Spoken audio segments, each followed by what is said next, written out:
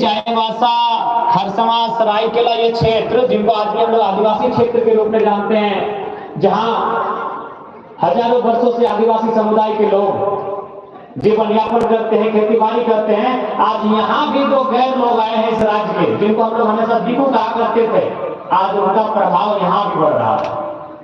धनबाद में उनका प्रभाव बढ़ा, रांची में उनका प्रभाव बढ़ा, बोकारो में उनका प्रभाव बढ़ा। अब अगर चाईबासा जैसे क्षेत्र में भी उनका प्रभाव बढ़ेगा तो फिर आदिवासी दिवस मनाने का कोई हमें नहीं लगता उचित रह जाएगा, क्योंकि अगर उनका प्रभाव बढ़ेगा तो कहीं ना कहीं वो डोमिनेट करेंगे और कर ही रहे हैं। हर एक विभाग में, सरकारी विभाग हो, गैर सरकारी विभाग हो, प्राइवेट सेक्टर हो, हर एक विभाग में डोमिनेट कर रहे हैं। हमारी भाषा संस्कृति लुप्त हो रही है, हमारी खेती बाड़ी लुप्त हो रही है। तो ऐसे में केवल दिवस मनाने से आदिवासी संस्कृति और समाज जिंदा नहीं रहेगा। सरकार को उन्हें संरक्षण देने की आवश्यकता है।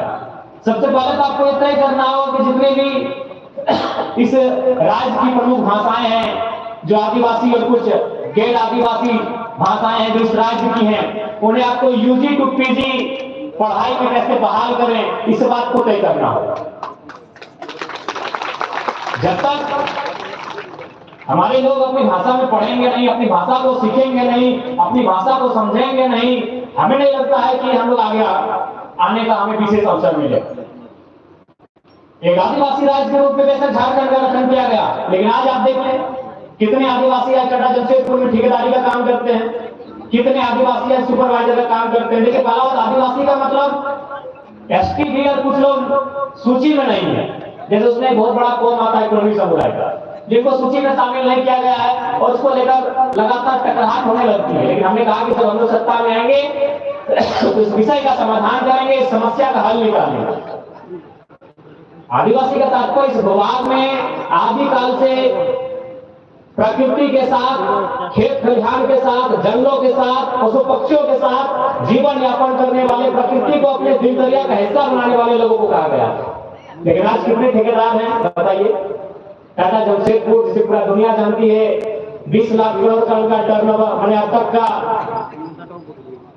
तो आज वहां एक भी ठेकेदार आदिवासी नहीं, सुपरवाइजर आदिवासी नहीं, जितने भी पोस्ट इंजीनियर रहे वहां वे लोग नहीं।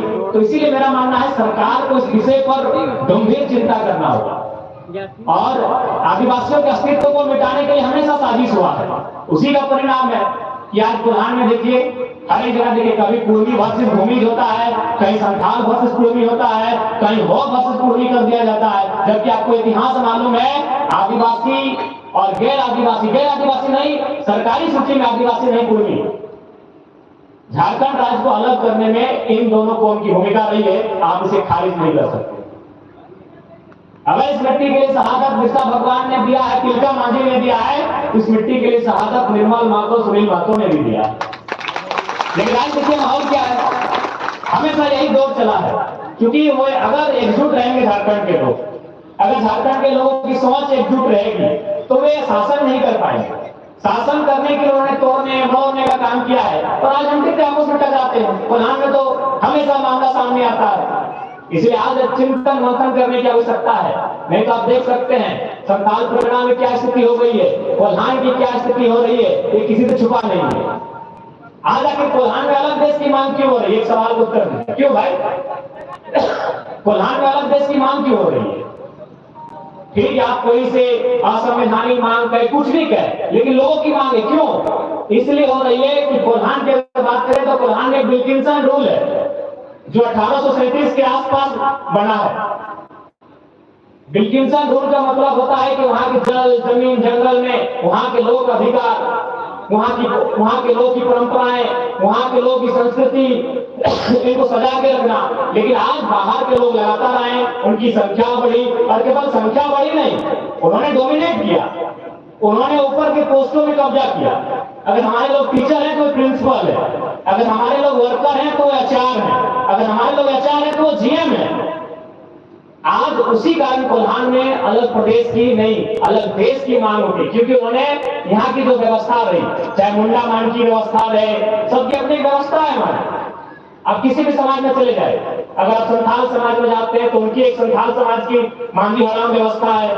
आप अगर कुर्मी समाज के बीच जाते हैं तो महतो हराम की व्यवस्था है, परगने की व्यवस्था है, मुंडा मान की व्यवस्था है। तो उनकी व्यवस्था में जब बाहर के लोग आने लगे तो गुजरात से, महाराष्ट्र से, राजस्थान से, उत्तर प्रदेश से, बिहार से, उड़ीसा से, तो उन्होंने लगातार उनकी व्यवस्थाओं को डिस्टर्ब किया। क्योंकि वे लोग अपने स्वशासन को मानते थे, थाना कोर्ट कचहरी उनसे उनके लिए बहुत दूर का विषय था। हमारे लिए अपनी परगनेट व्यवस्था थी, पंचायत की व्यवस्था थी, ग्राम सभा की व्यवस्था थी। तो जब इन व्यवस्थाओं को क्षति किया जाने लगा तब जाके प्रधान में अलग प्रदेश नहीं अलग देश का ही मांग होगा। अंग्रेजों ने भी कहा था जाते जाते कि आप पूरे भारत को ले लीजिए, छोटे नागपुर के पठार को छोड़ दीजिए, यहाँ खनिज संपदा से भरा हुआ ये प्रदेश है। यानी आज बहुत साजिशें हो रही है। यूएनओ की रिपोर्ट कहती है कि आने वाले 2050 में झारखंड की बहुत सारी ऐसी भाषाएं हैं जो संकट में होंगी, जिनमें मुंडारी, बिहारी, बहुत सारे ऐसे समाज है जो संकट में होंगे। तो हमें लगता है कि सरकार को उस हिसाब से काम करना चाहिए।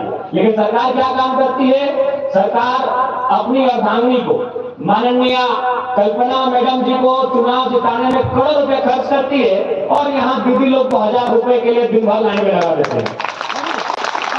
जब तक सरकार नहीं सोचेगी कुछ भी नहीं बचेगा। क्योंकि देखिए अभी आदिवासी के ऊपर अगर कोई अन्याय होता तो हम लोग तीर धनुष लेके निकलते थे, लेकिन आपको मालूम है कि अभी तीर धनुष का लोग धीरे धीरे कर रहे हैं, गैर कानूनी बता रहे हैं।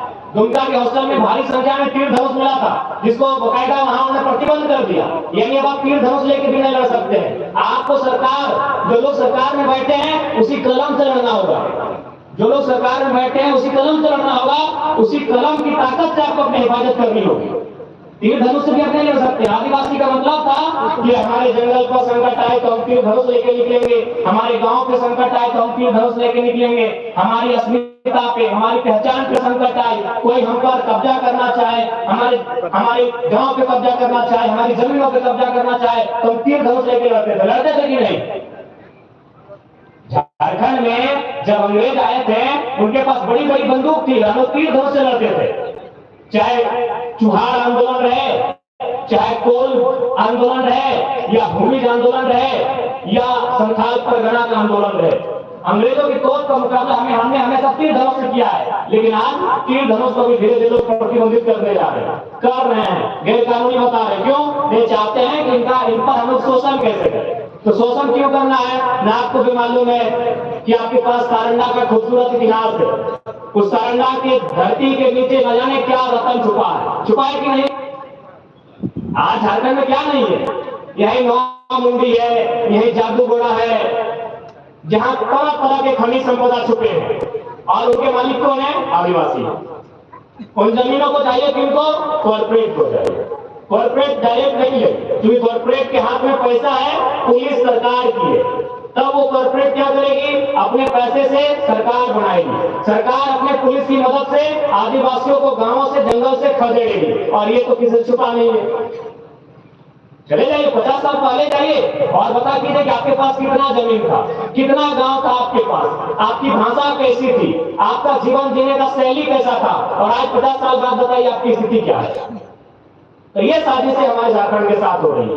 तो इसलिए अगर आदिवासियों में जो संकट आई है उसे बचाना है तो आपको घर में बैठ के चिंता करना होगा कि हम जिसको वोट दे रहे हैं, अब वही वोट की ताकत आदिवासी संस्कृति को भी बचाएगी, सामाजिक स्थिति को भी बचाएगी। क्योंकि अब आप तीर धनुष से लड़ने जाएंगे, वही लोग जो सत्ता में बैठे हैं वे आपको गैरकानूनी कहेंगे।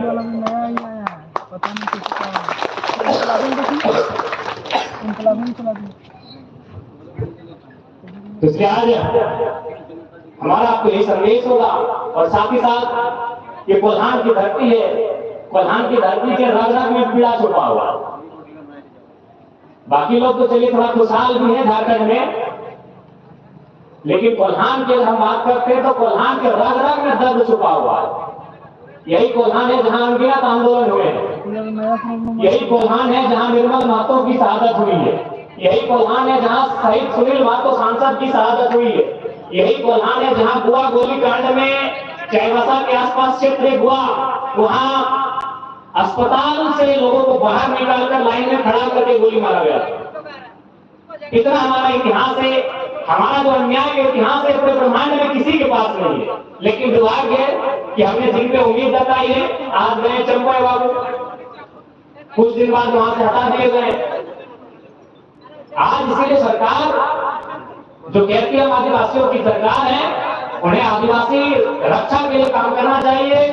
उन्हें ये जो दिकुओं का प्रवेश धड़ाधड़ सभी ऊंचे ऊंचे पोस्ट में दिकु लोगों का प्रवेश हो रहा है, ये आदिवासी संस्कृति के लिए कतई उचित नहीं है। इसलिए आज अभी आप ही बताइए, नौकरी चाकरी तो छोड़िए, अभी सरायकेला के कुछ लड़के आए थे आवेदन लेके खेल कूद का, वहां भी बाहर के लोग, महाराष्ट्र के लोग, उत्तर प्रदेश के लोग फर्जी आधार कार्ड बना रहे हैं और आपके खेल के विभाग को भी छीन रहे हैं।